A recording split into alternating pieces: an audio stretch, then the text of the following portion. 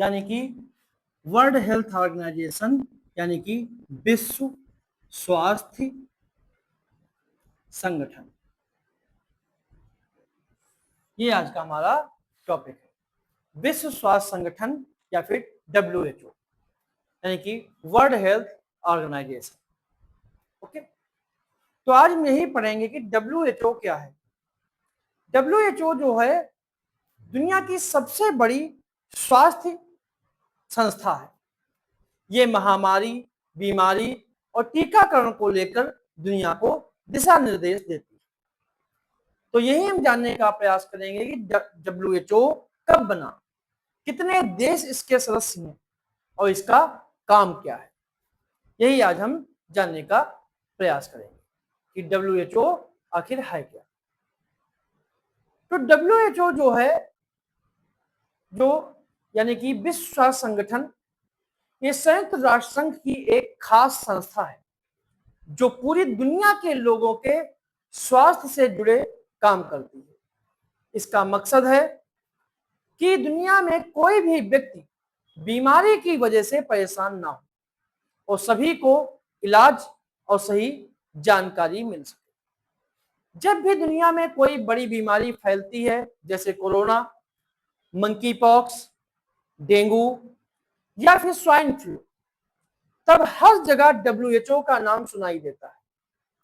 TV, अखबार, mobile की खबरों में बार बार WHO का जिक्र होता है। तो WHO की जो स्थापना है वो 7 अप्रैल 1948 को हुई थी।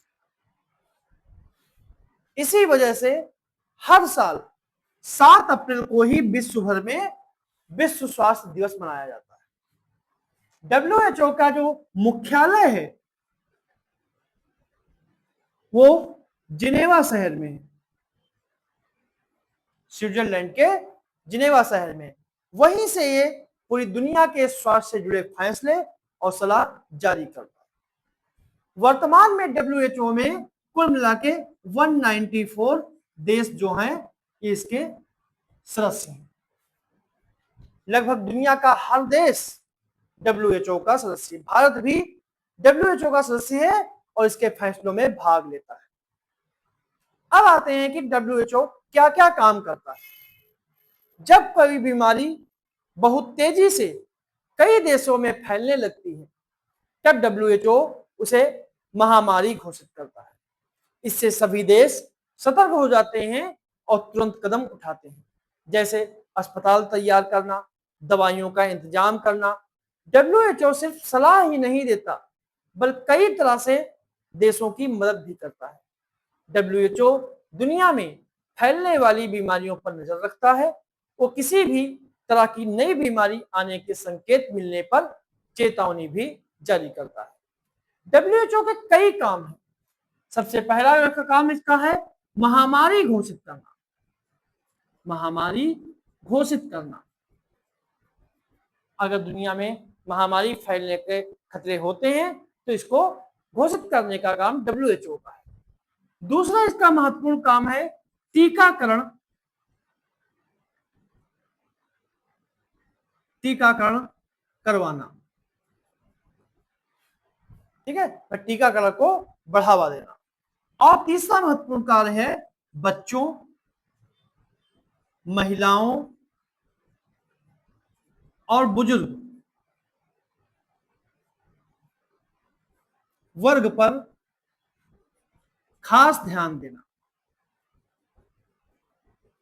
क्योंकि बीमारियां सबसे ज्यादा इन्हीं पर अटैक करती हैं।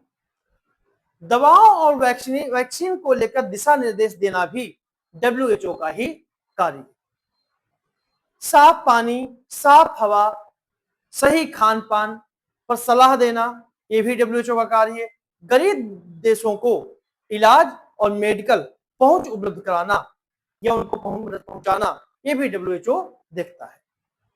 अब सवाल आता है कि WHO को यह सब कार्य करने के लिए उसको पैसे कहां से मिलते हैं। तो इसका सवाल जवाब यह है कि WHO किसी देश पर कानून लागू नहीं करता, लेकिन इसकी सलाह को लगभग सभी देश मनाते हैं। सभी देश की सलाह को मानते जरूर हैं।